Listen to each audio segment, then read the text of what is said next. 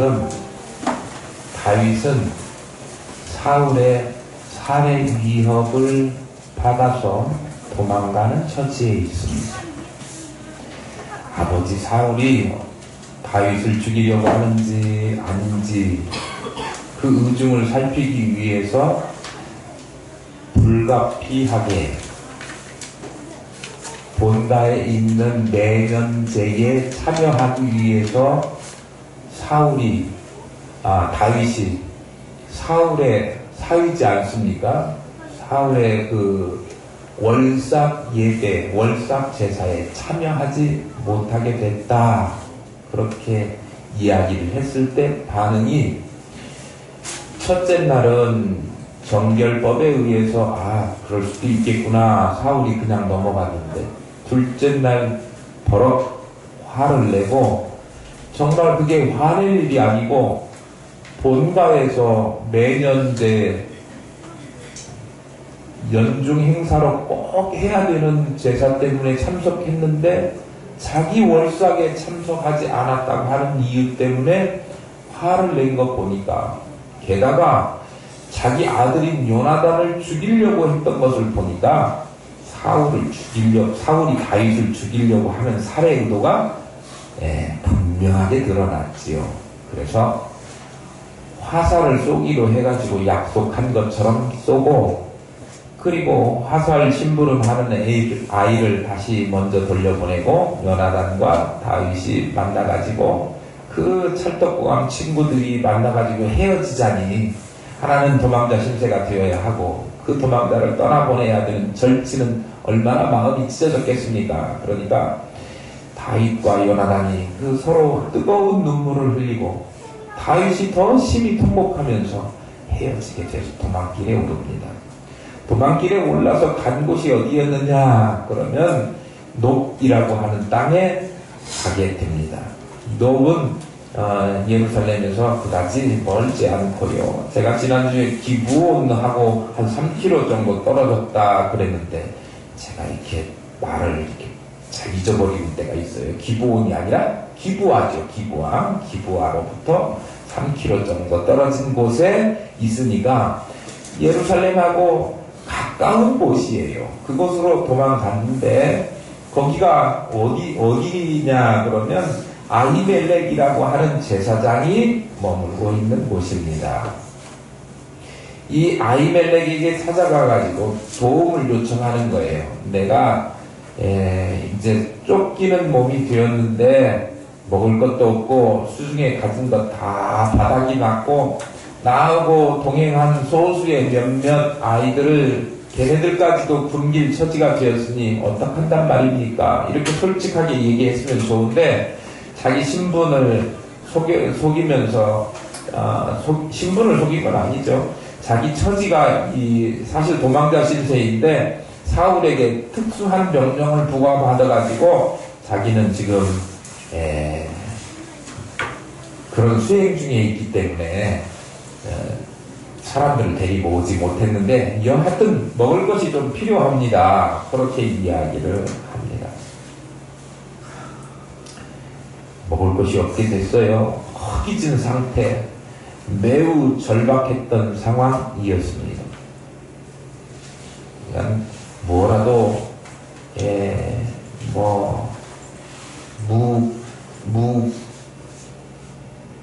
뭐라고 했죠? 꼬랑지라도 있으면 막 먹을 수 있을 만큼 허기진 상태.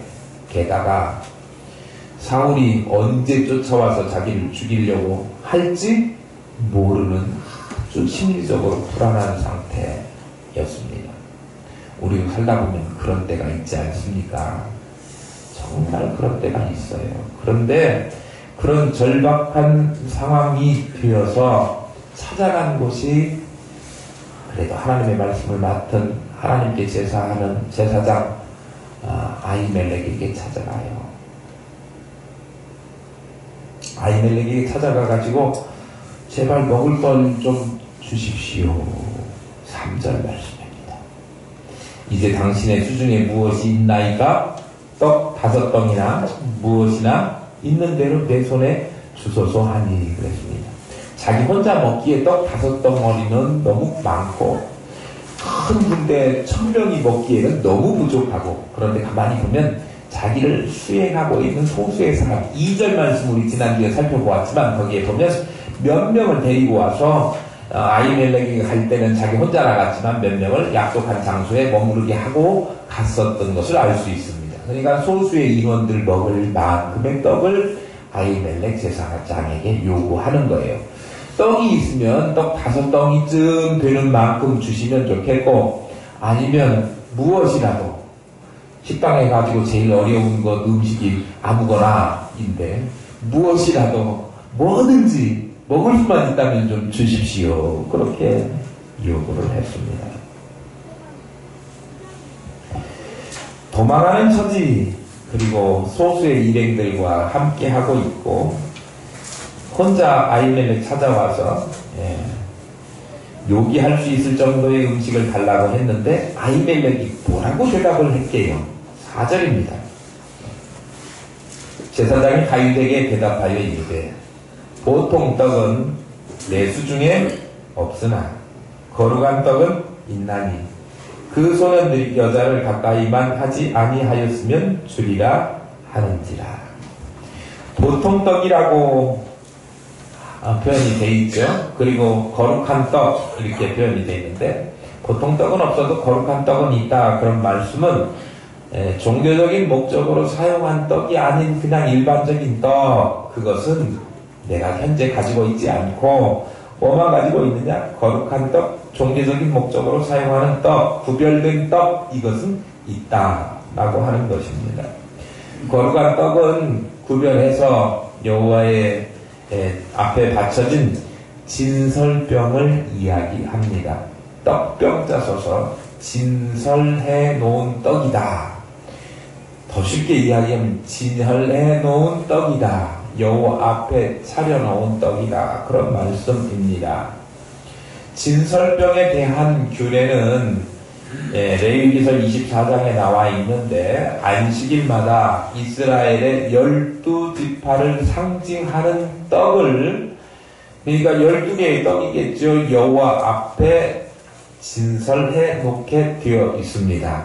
그리고 한 주간 동안 진설된 후에 새로운 떡으로 그것을 바꾸고, 그리고 과거의 떡은, 전주에 있었던 떡은 아론과, 그러니까 제사장들, 그 제사장들의 몫이 되어서 거룩한 장소에서 제사장들만 먹도록 되어 있습니다.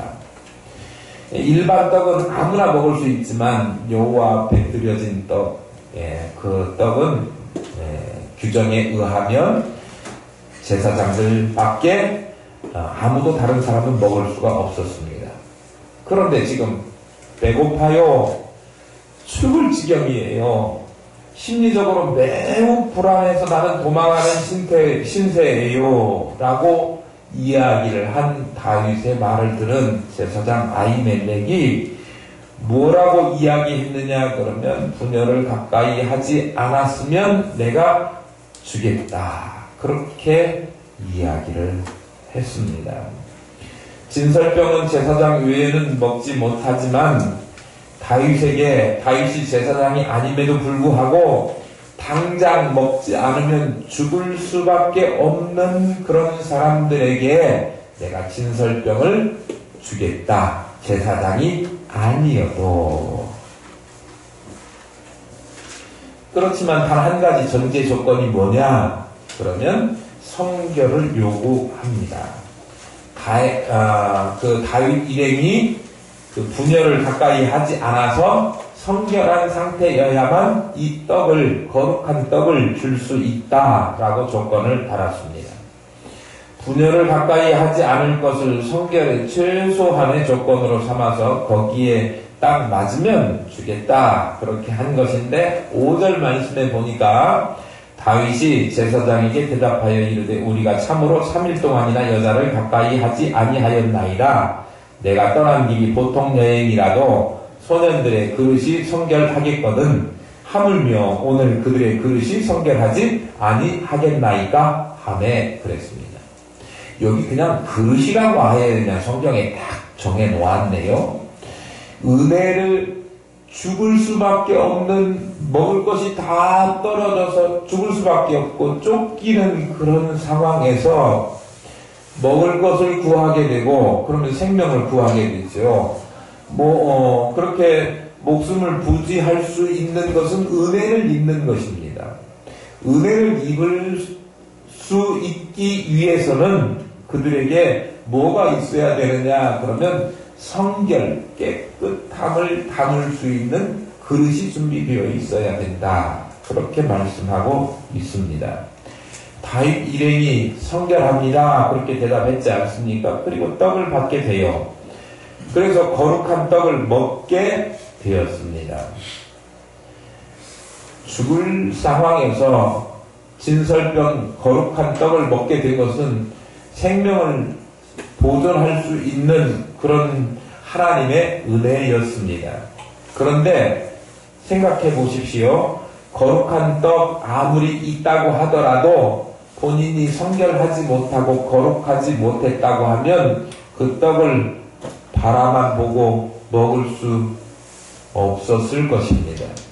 하나님의 은혜를 입지 못했을 것입니다. 그러니까 하나님의 은혜를 입기 위해서는 우리가 성결해야 된다. 우리를 하나님께서 오늘 말씀해 보니까 그릇처럼 말씀하시는데, 우리 그릇이 성결하고 깨끗해야 하나님의 은혜를 받을 수 있다입니다. 우리 모두는 다 하나님의 은혜를 간구하고 하나님의 은혜를 받고 싶어 합니다. 그런데 하나님의 은혜를 받을 준비를 하지 않았다. 그러면 문제가 있지 않습니까? 은혜 받을 준비도 없이 하나님의 은혜를 받겠다. 이것은 말도 안 되는 어리석은 일입니다. 하나님은 은혜 베푸실 준비가 언제라도 되어 있고, 하나님 주시는 것은 귀한 것이며 하나님은 좋은 것을 준비하고 우리에게 주시려고 기다리고 계십니다. 그런데 우리가 그릇을, 아주 더러운 그릇을 가지고 왔다든지, 깨진 그릇을 가지고 왔다든지, 부정한 그릇을 가지고 왔다든지, 그러면 그 그릇에는 아무리 하나님께서 좋은 것 주셔도 담을 수가 없기에 하나님은 은혜를 주시지 않는다. 그런 말씀입니다. 아니, 은혜를 주실 수가 없는 거지요. 제 생각에는 하나님은 은혜 받을 만한 준비가 되어 있는 사람에게 은혜 주신다. 그렇게 여겨집니다. 그리고 준비라고 하는 것은 다름 아닌 오늘 본문 말씀에 이야기하고 있는 것처럼 우리 자신을 성결하게 하는 것입니다. 하나님의 은혜는 어떤 거예요? 정말 고귀하고 소중하고 순결한 것이 하나님의 은혜입니다. 하나님은 결코 그 은혜를 더러운 그릇에 담는 법이 없습니다. 오직 깨끗한 사람에게 신령한 은혜를 하나님은 주시는데, 하나님의 은혜를 사모하고 그 은혜를 받기를 원한다고 하면 우리가 깨끗한 그릇으로 준비되어져야 될 줄로 믿습니다. 자신에게 있는 잘못된 것, 잘못된 마음, 잘못된 생각들을 다 비워내지 않고서는 우리가 하나님의 은혜를 거기에 담을 수 없다라고 하는 말씀입니다. 은혜 받을 준비도 없으면서 은혜를 구하는 것은 어리석은 일이며, 또 하나님은 은혜 베풀어 주실 준비가 되어 있는데 정작 은혜를 받고자 하는 우리가 그릇이 없다고 해놓고 그릇이 준비도 되어 있지 않으면서도 하나님께서는 은혜를 베푸시지 않는다고 불평할 수도 없는 일이라고 하는 것을 우리는 기억하고, 우리가 먼저 은혜 받을 준비 그릇들을 깨끗하게 성결하게 해야 된다라고 하는 말씀 꼭 기억하시면 좋겠습니다. 저는 오늘 같이 예배하는 우리 성도들이 항상 마음이 그래요. 우리 김장하면서도 우리 그렇게 나누었지만 우리 성도들이 전부 다 이 일을 통해서 하나님의 사랑을 뜨겁게 체험하고 같이 나누고, 하나님께서 이 상 주시고 하늘나라에 우리의 상급의 마일리지가 차곡차곡 쌓이게 하셨을 텐데, 거기에서 하나도 누구도 소외감 되지 않고 소외받지 않고 다 상급을 받았으면 좋겠다. 그런 생각이 저는 들거든요. 늘 그런 마음으로 기도해요. 그런데 오늘 말씀에 주시는 은혜 받을 만한 그릇들을 우리 성도들이 다 준비했으면 좋겠다. 어느 누구도 빠지지 않고, 그래서 그 은혜 받을 만한 그릇들 성결한 마음으로 준비되어져서 하나님이 주시는 은혜를 정말 담아서, 가득 담아서, 넘치도록 담아서 풍성한 삶을 살아가시는 우리 모두가 될 수 있기를 축복합니다.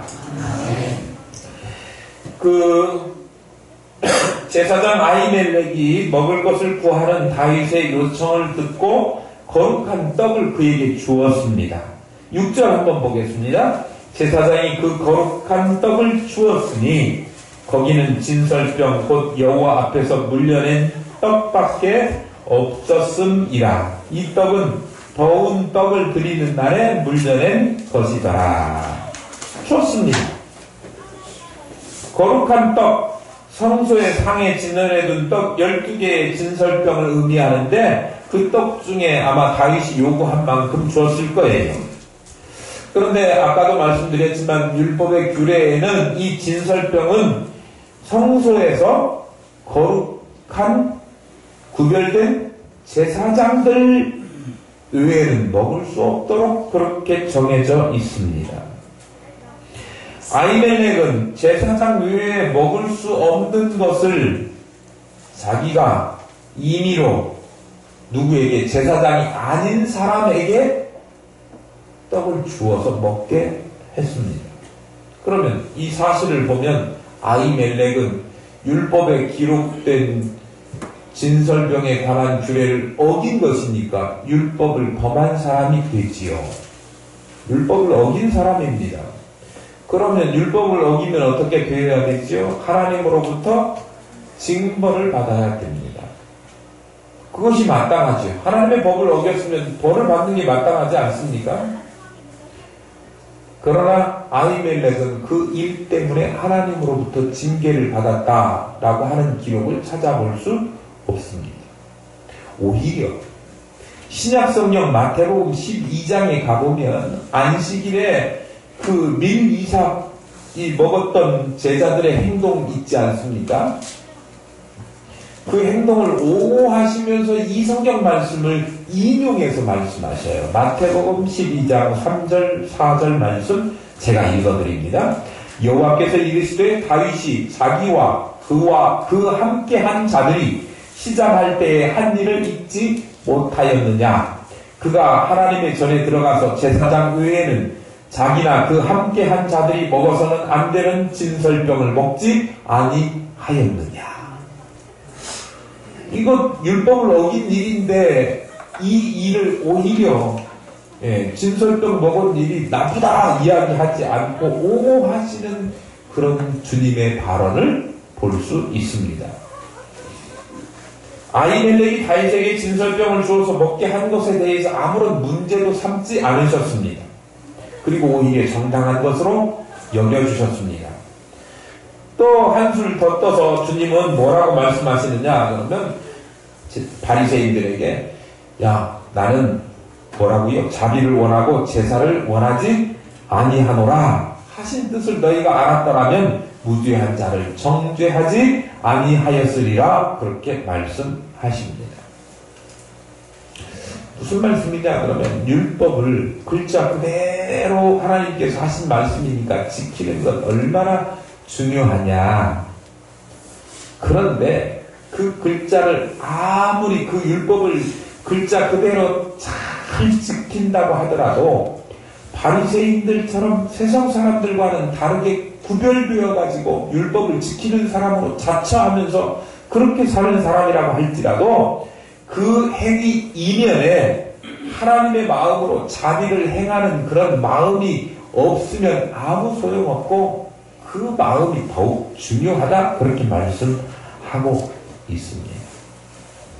그러니까 하나님의 관심은 율법을 잘 지키는 것도 중요하지만 그보다 더 중요하게 여기시는 것은 그 율법을 지키려고 하는 그 사람의 심리, 마음가짐 이것이 더 중요하다 그런 말씀입니다. 하나님의 마음에 관심이 없었으면 아히멜렉은 율법을 따라서 제사 규정을 잘 지켜야 되는 제사장이었기 때문에 그것을 다윗에게 주지 않았을 것입니다. 그런데 하나님은 생명을 살리는 일에 더 관심이 있다라고 하는 하나님의 속마음을 아히멜렉은 알았기 때문에 규정을 내가 설사 지키지 못하더라도 규정을 깨는 한이 있다고 하더라도 하나님이 더 좋아하시는 일을 위해서 내가 해야 되겠다라고 하고 그 일을 했던 것이다. 그런 말씀입니다. 하나님의 마음에 관심이 있었기에 율법만을 따라서 떡을 안 준 것이 아니라 율법의 규정을 깨지만 그 떡을 다윗에게 주었다.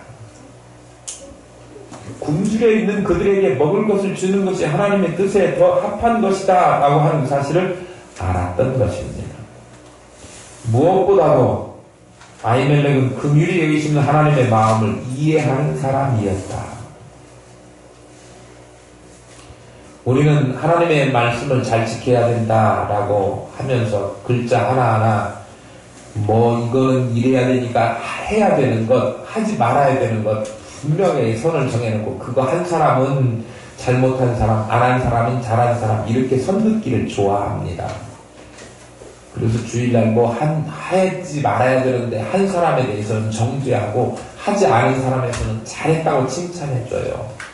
그런데 주님께서 주일에 할 수 없는 일도 하시면서 그것을 두둔하신 것을 보면 그걸 하라라, 하지 말라고 금지된 일을 해라 권하는 내용이 아니에요. 우리는 그거를 잘못 오해하면 안 돼요.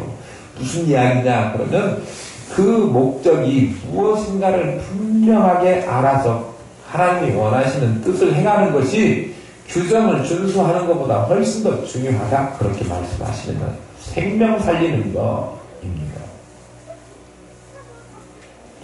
율법은요 사실은 하나님의 백성들이 하나님을 섬기는 방법을 잘 모르니까 최소한으로 이렇게 해야 거룩한 삶을 살고 의롭게 살 수 있어.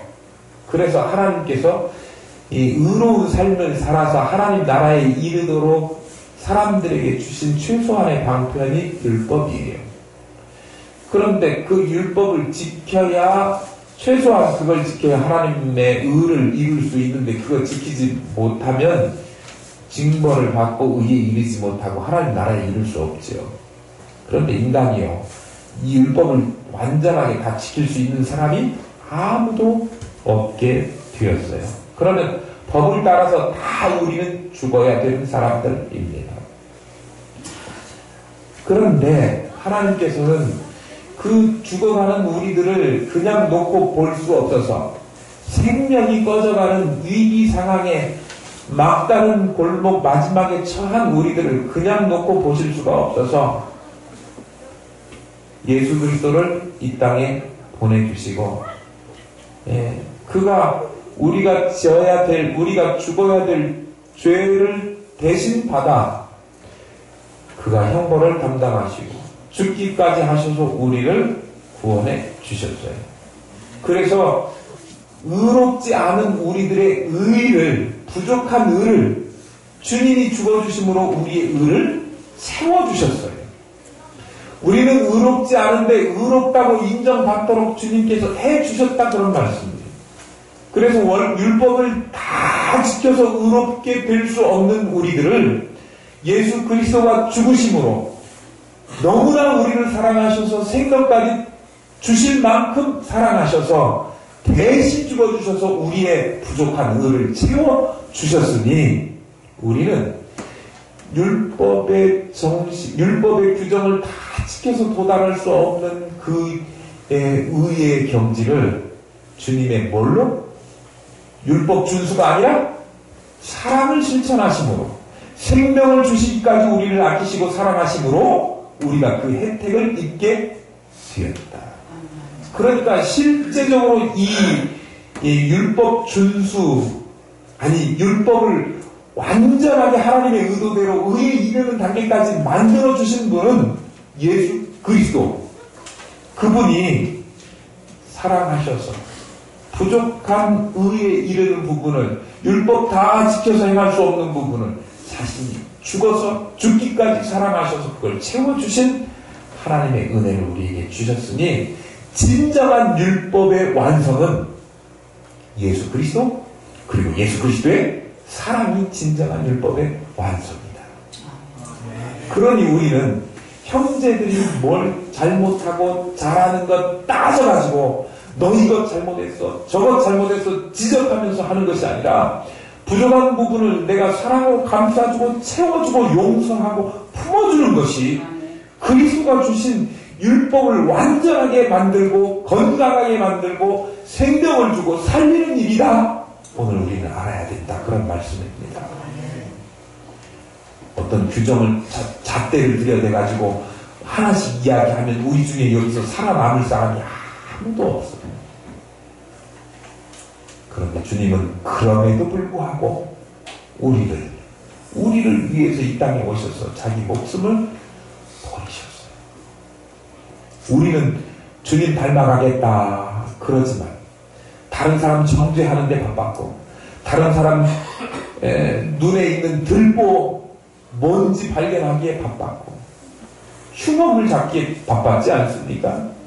그런데 정말 주님께서 우리에게 요구하시는 의로운 삶이라고 하는 것은 우리의 부족한 뭘로, 율법 준수로 규정을 잘 지키는 걸로 되어지지 않고 뭘로요? 주님의 그 사랑, 우리도 같이 품어서 하는, 감당하는 것, 그것이 우리가 주님의 법을 잘 지키고 하나님의 의에 이르는 그런 방법을 전달하는 것이다 라고 하는 것입니다. 우리 교회가 김장했습니다. 세상 사람들을 향해서 너 그렇게 살면 안 돼, 그렇게 살면 못 써, 정죄하고 너 그렇게 살아갖고는 지옥 갈 수밖에 없어, 아무리 규정을 이야기한다고 해도 그 사람들이 하나님의 은혜를 깨달을 수 없어요. 그러나 우리가 그들을 향해서 주님의 사랑이 이런 것입니다라고 조금이라도 맛보게 할 수 있다고 한다면 저들은 하나님을, 주님을 발견하고 주님께로 돌아올 확률이 훨씬 더 커질 줄로 믿습니다. 우리 교회가 그 일을 잘 감당하시는데요, 누구를 대하든지 사랑으로 품어내시고 또 주님께서 원하셨던 그 진정한 마음을 가지고 예수 그리스도를 깊게 드러내고 또 실천하시면서 그렇게 살아가는 저와 여러분, 참 주님 닮은 꼴 되는 그런 우리들 되어야 될 줄로 믿습니다. 우리를 정말 사랑하시고 품어주신 그 주님의 사랑 얼마나 큰지요. 우리가 다 표현할 수 없는데 그래도 부족한 입술로 주님 감사합니다. 또 주님 닮아가고 싶습니다. 그렇게 고백하는 저와 여러분 되시고, 삶을 통해서도 그렇게 살아가시는 우리 모든 예배자들 되시기를 소망합니다.